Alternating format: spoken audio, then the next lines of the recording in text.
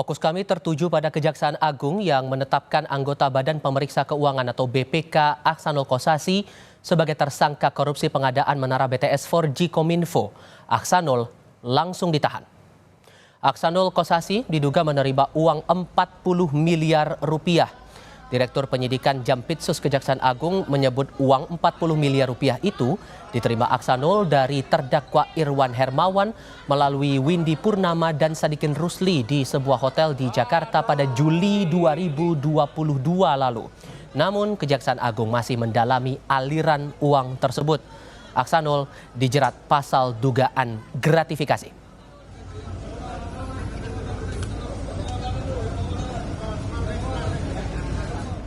Sekitar tanggal 19 Juli 2002, sekitar pukul 18.50 waktu Indonesia Barat, bertempat di Hotel Grand Hyatt, diduga Saudara Agyu telah menerima sejumlah uang sebesar kurang lebih 40 miliar dari Saudara IH melalui Saudara WP dan SR.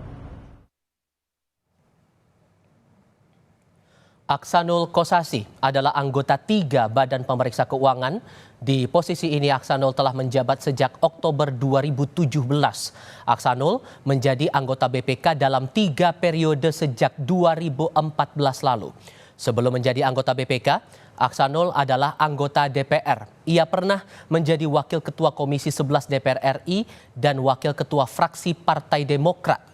Aksanul juga merupakan Ketua Umum Garuda Tani Nusantara sejak 2008 hingga saat ini dan merupakan pemilik klub sepak bola Madura United. Sementara harta kekayaan Aksanul di laporan harta kekayaan penyelenggara negara tercatat senilai 29,6 miliar rupiah.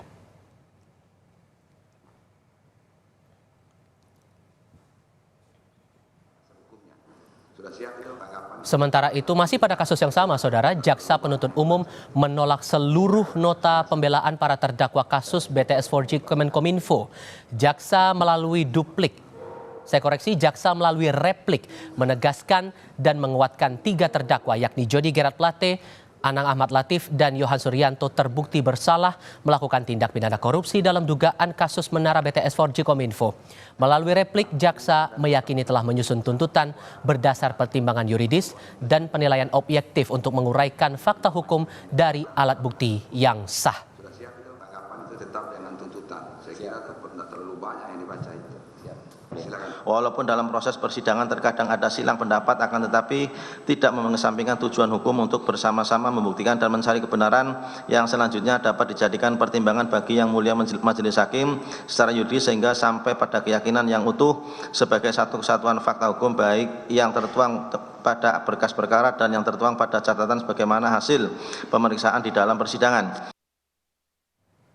Lebih lanjut, setelah anggota BPK Aksanul Kossasi ditetapkan sebagai tersangka dan ditahan Kejaksaan Agung, akan kami tanyakan langsung kepada Kepala Pusat Penerangan Hukum Kejaksaan Agung, Ketut Sumedana. Pak Ketut, selamat sore, apa kabar Pak?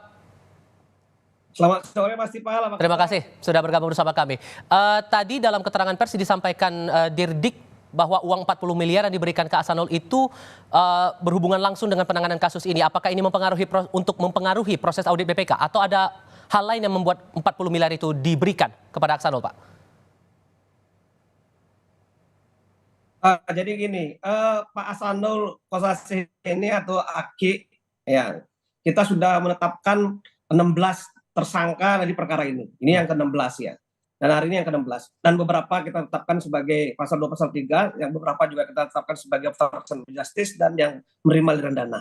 Nah, yang kita dalami dari kasus Aki ini adalah terkait dengan penerimaan dana ya, terkait dengan hasil pemeriksaan BPK. Pada saat awal pemeriksaan ini kita lihat ada yang berbeda tentunya dengan hasil pemeriksaan kita di lapangan seperti itu.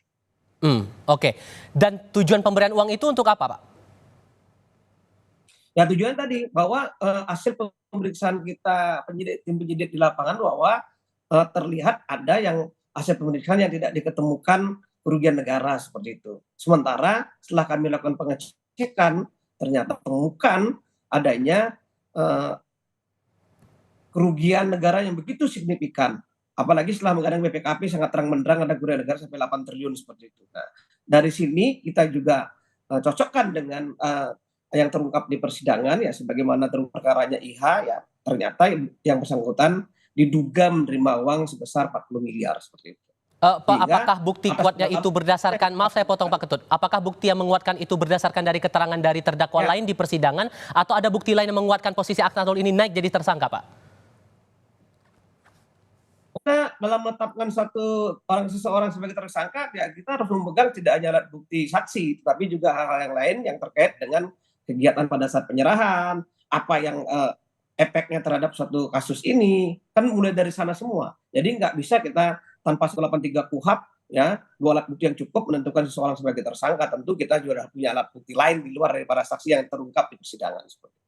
Ini kan total sudah ada 16 tersangka yang terjerat dalam kasus BTS Kominfo ini, Pak. Ada kemungkinan bertambah lagi tersangka ini dan mungkinkah akan diusut lagi dari pihak-pihak BPK? Begini, ini baru permulaannya. Ketika kita baru mengangkat kasus ini di pasal 2, pasal 3 sampai ke JGP menjadi tersangka, ya teman-teman mendesak kita untuk mengungkap aliran dananya kemana saja. Ya ketika kita juga sampaikan pada saat ini ada Aki yang menjadi tersangka, teman-teman juga pasti juga menginginkan hal yang lain juga. Tentu seperti apa yang saya sampaikan sebelumnya, perkara inti yang kita dapatkan dari hasil satu proses penyidikan,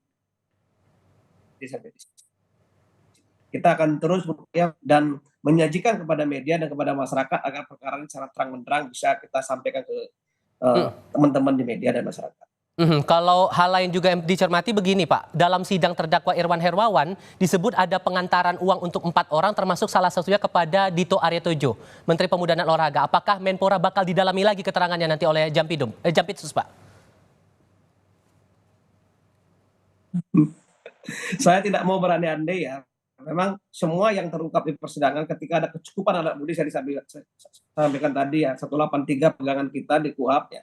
Tentu siapapun itu kita akan lakukan pemeriksaan kembali. Nah, saya tidak berandai-andai, tentu dari penyidik sudah akan mengancang-ancang itu ketika kita sudah mempunyai alat bukti yang cukup. Kita tunggu aja perkembangannya dan itu masih sedang kita dalami semua dalam proses penyidikan. Dan penyidikan pada hari ini saya sampaikan 8 tersangka masih sedang kita lakukan suatu proses penyidikan dan selebihnya sudah proses ke persidangan. Nanti kita lihat perkembangannya di sidang.